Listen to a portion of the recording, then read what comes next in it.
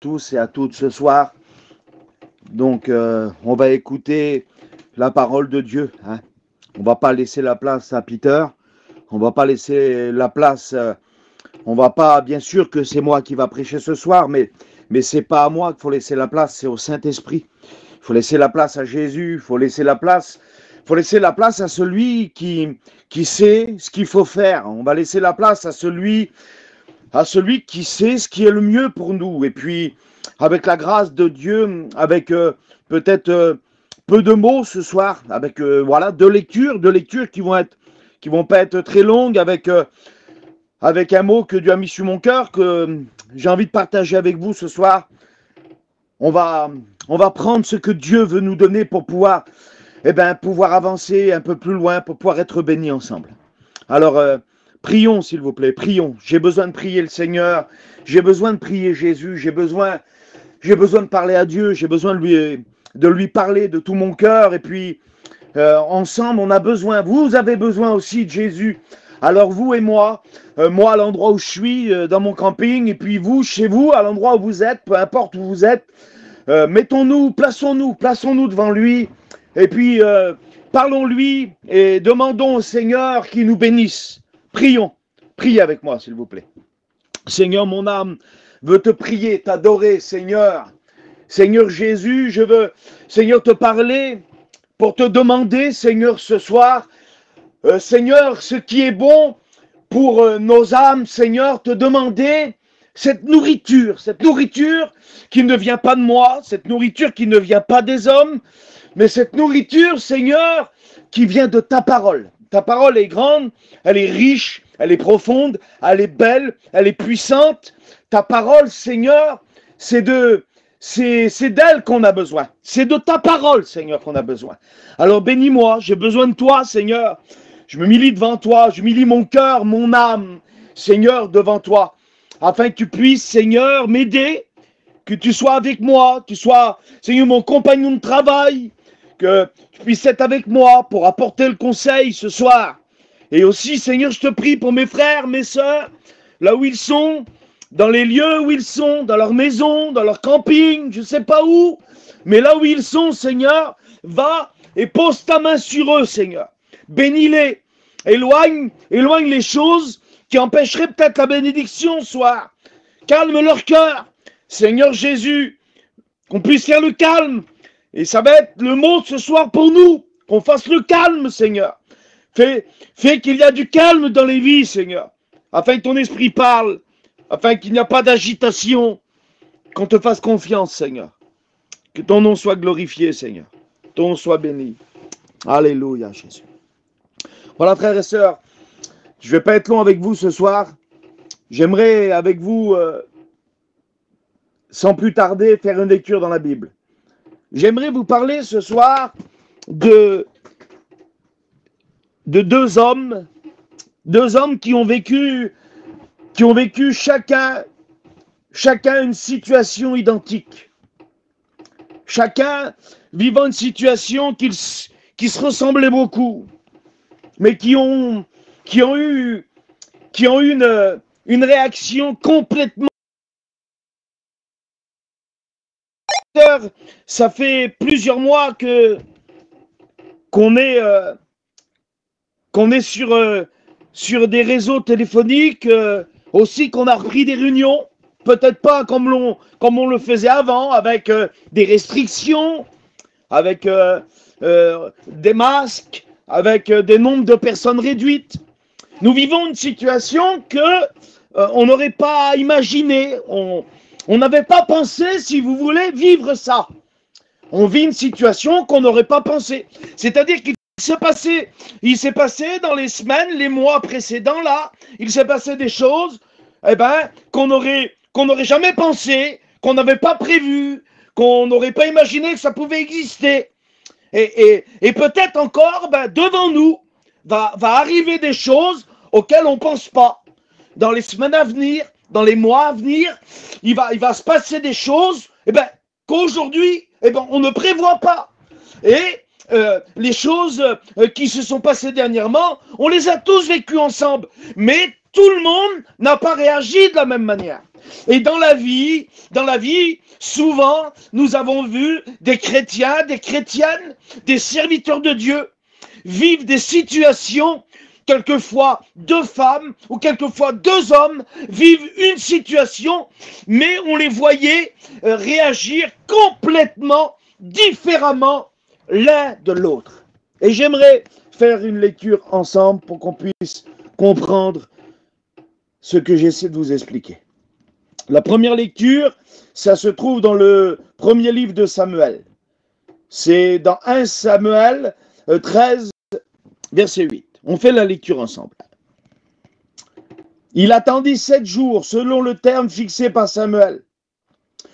Mais quand Samuel n'arrivait pas à Gilgal, le peuple se dispersait loin de Saül. Alors Saül dit, « Amenez-moi l'holocauste et les sacrifices d'action de grâce. » Il offrit l'holocauste. Comme il achevait d'offrir l'holocauste, voici Samuel arriva et Saül sortit au-devant de lui pour le saluer. Samuel dit, « Qu'as-tu fait? Qu'as-tu fait, Saül ?» Saül répondit, « Lorsque j'ai vu que le peuple s'est dispersé loin de moi, et que tu n'arrivais pas au terme fixé, et que les Philistins étaient assemblés à Michmash, je me suis dit, les Philistins vont descendre contre moi à Gilgal, et je n'ai pas imploré l'Éternel.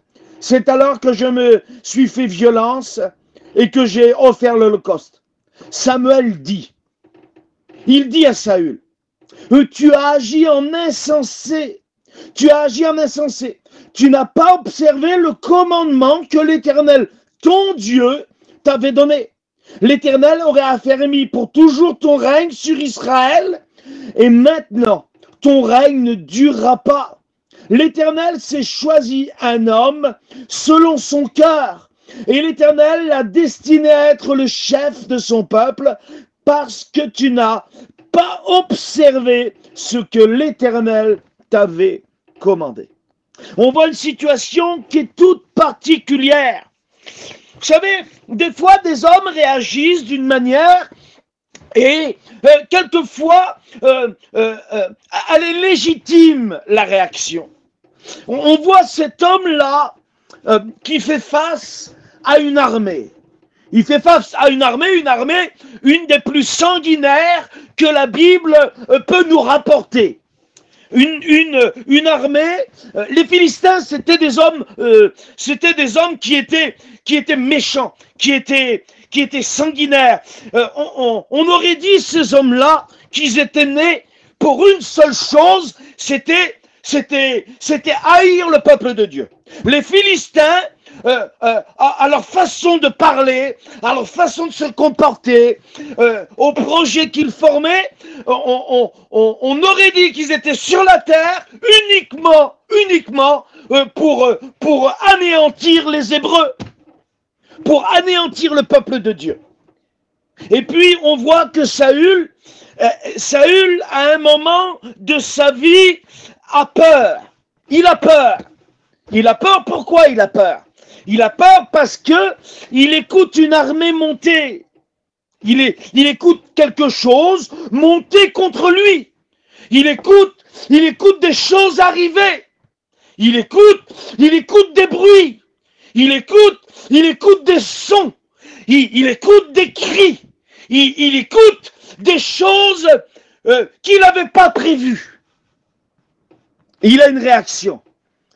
Sa réaction, c'est d'agir selon la chair. Sa réaction, c'est d'agir selon ses moyens d'homme. Parce qu'il a peur.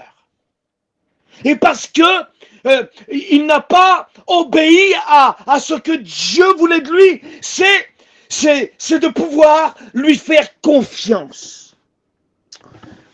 J'aimerais faire une autre lecture. Une lecture que j'aime, une lecture qui m'est chère parce que ça montre bien toute la différence. Toute la différence d'homme, toute la différence d'homme qu'il est, toute la différence de cœur qu'il a. On fait la lecture ensemble. Ça se trouve dans le 2e livre de Samuel, c'est 2 Samuel 5, verset 22. Les Philistins montèrent de nouveau et se déployèrent dans la vallée de Réphaïm. David consulta l'Éternel. David consulta l'Éternel et l'Éternel dit: tu ne monteras pas, tu tournes par derrière l'armée des Philistins et tu arriveras sur eux vis-à-vis des...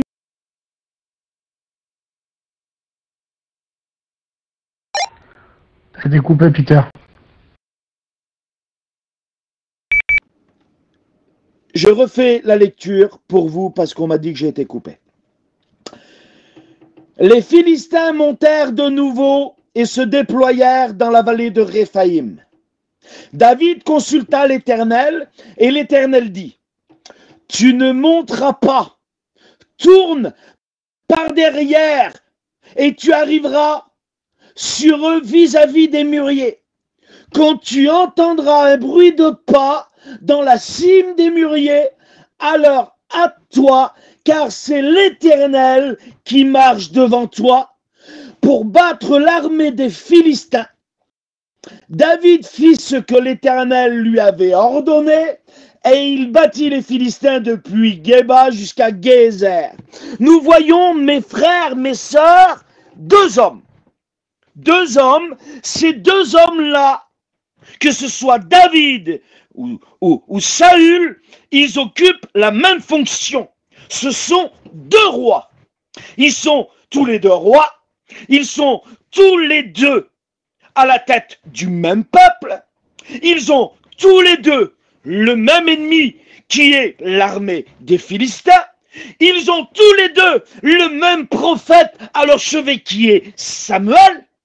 Mais nous voyons une réaction complètement différente à travers l'attitude de David. Il voit lui aussi une armée monter. Des fois, mes frères et sœurs, il y a des choses qui montent contre nous. Aujourd'hui, on voit de la peur. On voit de la peur, mes frères et sœurs. Moi, j'écoute autour de moi la peur. La peur du lendemain. La peur, les hommes, ils ont peur aujourd'hui. Ils ne savent pas s'ils pourront travailler, si on ne va pas reconfiner dans quelques temps. Ils ne savent pas s'ils vont avoir assez d'argent pour pouvoir passer un nombre de jours sans pouvoir aller travailler. Ils ont peur de l'écoute où le virus commence à reprendre. Des personnes, des noms qui leur sont familiers tombent malades. D'autres sont admis en réanimation. D'autres sont touchés autour d'eux. Et puis, tout un sentiment, ce sentiment que le monde veut faire passer dans l'église, c'est la peur. Vous savez, quand la peur a atteint déjà un homme, quand la peur a commencé déjà à atteindre un homme, son ennemi a déjà un pas sur lui. Son ennemi a déjà sur lui une emprise quand il y a déjà de la peur. Il y a dans les équipes de rugby, vous connaissez peut-être, il y a l'équipe de la Nouvelle-Zélande. Quand elle arrive face à l'équipe adverse, vous savez ce qu'elle fait? Elle fait ce qu'on appelle un haka. C'est une danse guerrière avec des cris de combat. Et cette équipe-là, elle est tellement impressionnante que l'équipe adverse, déjà, lorsqu'elle a peur, elle a à moitié perdu. Et c'est ce que l'ennemi essaie de faire. Il essaie de faire peur à l'Église de Dieu. Et quand la peur est entrée dans un cœur, quand l'inquiétude est entrée dans un cœur, il y a déjà une grande partie du travail qui est fait. Mais voilà l'attitude de David. Il est face à la même armée. C'était des hommes sanguinaires. C'était des hommes bruyants. Voilà, je vous fais, avant de terminer, je vous fais l'histoire, je vous rapporte l'image de la situation. L'armée des Philistins monte, des hommes bruyants. On le voit à l'image de Goliath. C'est des hommes qui sont arrogants, injurieux. Et puis David, lui, qu'est-ce qu'il voit? Il voit l'armée monter au loin. Il écoute les armures s'entrechoquer. qui font du bruit, les boucliers frottés les uns contre les autres. Il voit les épées qui commencent à briller de loin. Le soleil vient taper dessus. Ces hommes proférant des injures à l'encontre de l'armée de Dieu. Ils essaient de faire peur. Et l'armée est là. Et toute l'armée est avec David. Mais voilà, il y a une différence entre Saül et David. Quand vous faites la lecture au même chapitre 5, vous montez un tout petit peu plus haut, au verset 17, c'est marqué « Les Philistins apprirent qu'on avait oint David. » Et David est oint, c'est-à-dire qu'il y a sur sa vie l'onction de Dieu.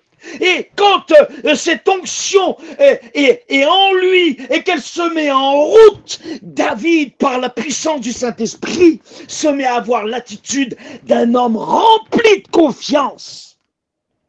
Et lorsque les hommes sont près de David et qu'ils disent « Il faut y aller maintenant », parce qu'ils viennent, ils montent, et l'armée s'approche de plus en plus. Vous savez, mes amis, quand les problèmes de maladie, les problèmes familiaux, les problèmes de toutes sortes, les peurs, quand on les voit monter, et quand ils arrivent à 100 mètres, à 50 mètres, à 40 mètres, eh bien David ne fait pas ce que Saül a fait. Saül, lui, il agit avec sa chair, avec son humanité. Et il a voulu se sortir de ce problème avec ses forces et avec ses choses à lui. Et quand tout ça montait, David a eu une réaction qui a été complètement différente. Les autres disaient, allez, il faut y aller. Et vous savez ce que David disait? David disait, on ne bouge pas. Personne ne bouge. Parce que Dieu lui avait dit ces mots-là. Il a dit, David, c'est pas écrit, mais je l'imagine. David a dit à tout le monde, je veux du silence. Je ne veux plus écouter aucun murmure. Mes frères et sœurs, je vous en conjure par l'Esprit de Dieu. Faites taire tous les murmures qu'il y a autour de vous. Les murmures à propos de la mission. Les murmures à propos du conseil de direction. Les murmures à propos de la convention. Les murmures à propos de l'école biblique. Faites taire tous les murmures. Et David a dit, taisez-vous. Et Dieu avait ordonné à David, il lui avait dit, tu vas lever ta tête. Et mes frères et sœurs, c'est ce qui nous est rapporté dans l'Écriture. Quand vous verrez toutes ces choses arriver, levez vos têtes, car votre délivrance approche. Et David a fait taire autour de lui tous les agités, tous les parleurs, tous les arrogants. Il les a fait taire. Et lui a commencé à lever sa tête. Et la Bible dit que Dieu avait expliqué à David, quand tu entendras un bruit de pas dans la cime des mûriers. Vous savez, il nous est rapporté un texte où Élie va entendre du tonnerre, des éclairs, des rochers qui se fendent, et pourtant Dieu n'est pas là. Et là, Dieu a dit à David, tu écouteras un bruit de pas. Vous savez, il aurait pu lui dire, tu vas écouter un galop de chevaux, tu vas écouter un char en pleine course. Non, non, non, non, c'est pas ce que Dieu a dit. Vous savez pourquoi Dieu a dit un bruit de pas? C'est parce que il faut du calme dans nos vies. On vit les derniers temps, les derniers jours peut-être. Et pour que les enfants de Dieu aient un signal donné à la voix d'un archange, écoutent la trompette, il faut du calme dans leur vie. Alors il a fait du calme autour de lui. Et Dieu a dit, quand tu écouteras un bruit de pas, comme un murmure doux et léger, si vous voulez, il a dit, tu vas écouter un bruit de pas, alors tu sauras. Oui, David, oui, ah Seigneur, oui, David, celui que j'aime, oui, David, selon mon cœur, c'est à toi qui te dis ça. Oui, mon fils, ma fille, mon serviteur, selon mon cœur, ne t'agite pas, sois calme, arrêtez cette agitation, arrêtez ces murmures, levez vos têtes. Et Dieu a dit à David, tu écouteras un bruit de pas, et tu sauras que c'est moi qui marche devant toi. Et quand il a écouté le bruit de pas, vous savez ce qu'il a fait?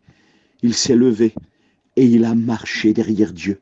Et Dieu a livré entre ses mains l'armée des Philistins. Ils ont été battus du plus grand jusqu'au petit. Ils ont été anéantis, rendus à rien, rendus comme rien, parce qu'il a laissé Dieu marcher devant lui. Mes frères et sœurs, ne vous occupez pas de toute l'agitation des médias. Ne vous occupez pas de l'agitation de BFM TV, de CNews. Ne vous occupez pas de l'agitation des hommes charnels qui sont autour de vous et qui pourtant font profession peut-être même de servir Dieu. Ne vous occupez pas de l'agitation de quelques-uns, mais soyez dans le calme et la confiance, parce qu'il est écrit que c'est dans le calme et la confiance que sera votre force.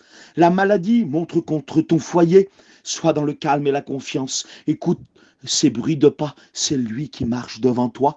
Il y a de la difficulté dans les foyers de tes enfants, dans les foyers autour de toi, des difficultés chez ton mari, chez ta femme. Sois dans le calme et la confiance. C'est l'Éternel qui marche devant toi. Prions pour la mission, mes frères et sœurs. N'écoutons pas les agitations. Excusez-moi de dire ça. Arrêtons d'écouter les agités autour de nous. Faisons confiance à Dieu. Parce que Dieu a choisi de faire ce que lui veut faire. Et aucun homme n'empêchera le plan de Dieu de s'accomplir. Il nous faut rester dans le calme et la confiance. Faisons confiance à Dieu pour nos familles, pour nos maisons, pour nos enfants et pour notre mission. Et le Seigneur marchera devant nous. Je ne sais pas qu'est-ce qui agitait ton cœur. Je ne sais pas quel était l'ennemi qui s'avançait si près de toi que tu étais prêt à agir toi-même parce que tu avais peur que Dieu n'agisse pas. Mais reste là, ne bouge pas, laisse-le se lever et tu verras tes ennemis combien ils vont tomber en pièces devant toi. Parce que quand lui se lève, les ennemis de Dieu, les démons et le diable lui-même n'est plus sur ses pieds. Il est à genoux, il est même plus que ça. Il est à plein ventre devant lui. Alors laisse-le faire et sois dans la confiance, parce qu'il est devant toi et il marche. Prions ensemble pour la grande victoire qui va opérer dans nos vies, dans nos ministères et dans la mission. Prions. J'aimerais que les frères prédicateurs prient avec moi. Seigneur, nous te prions. Nous t'adorons. Nous vivons ces moments, Seigneur Jésus-Christ, qui montent. Il y a toutes ces choses, toutes ces inquiétudes, toutes ces armées dans les lieux célestes qui montent contre nous. Nous ne ferons pas, Seigneur, ce que toi tu dois faire. Nous ne prendrons pas la place du divin sacrificateur, parce que c'est toi qui as tout accompli à la croix du calvaire. Alors Seigneur, nous voulons simplement faire ce que tu nous as commandé de faire, face à nos problèmes, face à nos difficultés, face à toutes ces choses. Nous devons lever nos têtes, attendre avec confiance ton secours, parce que tu viens et nous t'attendons. Bénis mes frères, bénis mes sœurs, bénis la mission. Bénis le conseil de direction, bénis tes serviteurs, bénis tes servantes. Seigneur, bénis mes frères, celui qui écoute ce message, celle qui écoute ce message ce soir, remplis-la de force, de puissance. L'ennemi montait peut-être contre elle ou contre lui, mais toi tu as demandé de rester dans ce calme et d'écouter tes pas à toi. Oui, j'écoute déjà tes pas dans ma vie, Seigneur. Que ton nom soit sanctifié. Que Dieu vous bénisse, mes frères et sœurs. Que Dieu vous bénisse.